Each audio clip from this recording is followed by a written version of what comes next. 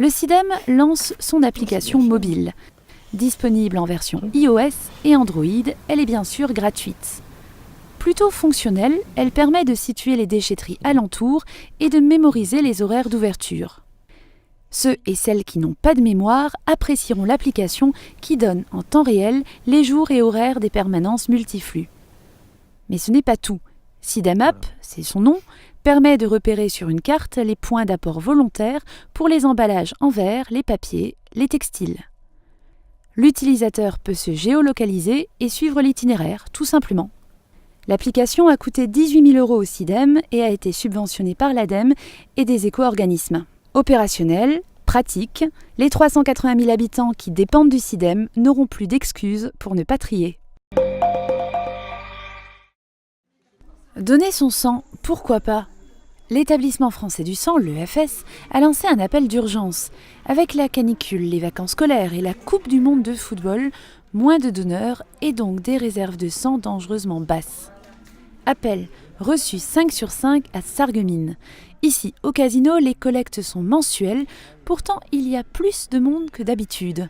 159 personnes au total, et parmi eux Romain, qui vient pour la première fois.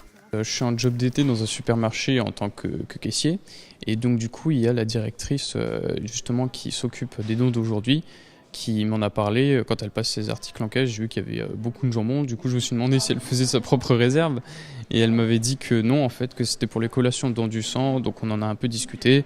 Je lui avais dit que je viendrais faire un tour. Romain a rencontré Christiane Weissard, présidente de l'association pour le don de sang bénévole de Sarreguemines et alentours, association sur laquelle s'appuie l'EFS pour organiser sa tournée. Romain n'a jamais donné son sang, la découverte est donc totale. Après avoir rempli un questionnaire médical, rencontre avec le médecin. En fait, on a fait un petit test, il a contrôlé la fiche qu'on remplit pour voir si tout est bien au niveau des conditions médicales. Ensuite, il y a le contrôle au niveau de l'hémoglobine pour voir si on a assez de globules rouges, pour voir si on est apte à donner. Romain est apte à donner. Il est majeur, en bonne condition physique, n'a pas été opéré récemment. De nombreux critères sont à respecter pour être donneur ou donneuse. Mais au dernier moment, Romain décide de ne pas y aller. Parce qu'il y a tout ce que les potes disent qui reviennent en arrière, du genre « mec, ça fait beaucoup trop mal, j'ai le bras qui brûle, c'est horrible ». Les petites blagues, même si c'est juste pour rire, des médecins qui donnent pas vraiment envie. Puis même quand on voit tout le sang qui bouge, quand on voit toutes les aiguilles, ça fait pas forcément envie. Pas mal d'a priori et d'appréhension, les collectes permettent aussi de trouver et de convaincre de nouveaux donneurs. Si la tentative a échoué, Romain a déjà fait un premier pas. Je pense que je vais revenir, mais plus tard, vu que maintenant je sais à quoi j'ai affaire. Puis je pense que je viendrai surtout avec des amis, du genre pour se dire maintenant on recule pas. Car Romain est bien conscient des besoins en sang de l'établissement français. C'est important parce que si jamais on a un accident, enfin surtout je pense, vu que moi je suis jeune, on sait comment sont les jeunes aujourd'hui, on sort, on fait des conneries et puis il peut nous arriver des accidents et donc quand même, si on peut avoir du sang, c'est bien, ça nous permet de nous sauver la vie et puis même si on peut en donner et puis se rendre utile, tant mieux.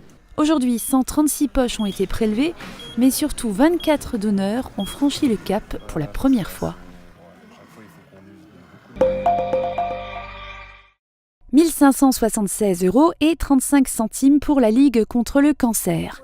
Guillaume Ferzin et Maxime Blott sont deux managers production. Ils travaillent pour le groupe Mibel sur le site de Sarreguemines. Début juillet, ils ont décidé de rejoindre à vélo le siège du groupe en Suisse, à Boux. 682 km aller-retour en seulement 6 jours.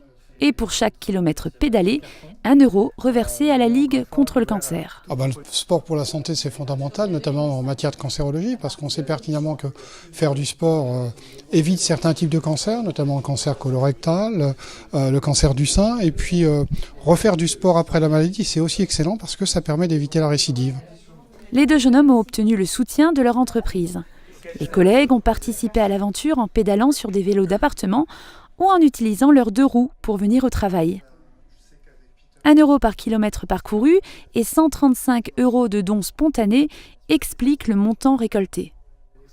Pour l'entreprise, plusieurs enjeux, se faire connaître au niveau local, car le rachat par le groupe Mibel date seulement de 2016. Œuvrer pour une bonne cause, promouvoir les démarches éco-friendly et les nouvelles technologies, car le périple était à suivre via les réseaux sociaux, Facebook et LinkedIn. Comme le disait Gaëtan tout à l'heure, c'est de travailler sur notre visibilité au niveau local. Avec l'intercession de Marie, Notre-Dame de l'Espérance. 15 août, jour férié et de prière, comme ici, à Ypelin. Messe en plein air devant la grotte dédiée à la Vierge Marie, une centaine de personnes présentes. Christophe Weinecker, le nouveau curé de la communauté de paroisse Notre-Dame de l'Espérance, a souhaité célébrer un office plutôt qu'une simple prière. La Moselle compte 136 communautés de paroisses et l'évêché de Metz estime à 200 le nombre de célébrations organisées pour la fête de l'Assomption au niveau du département.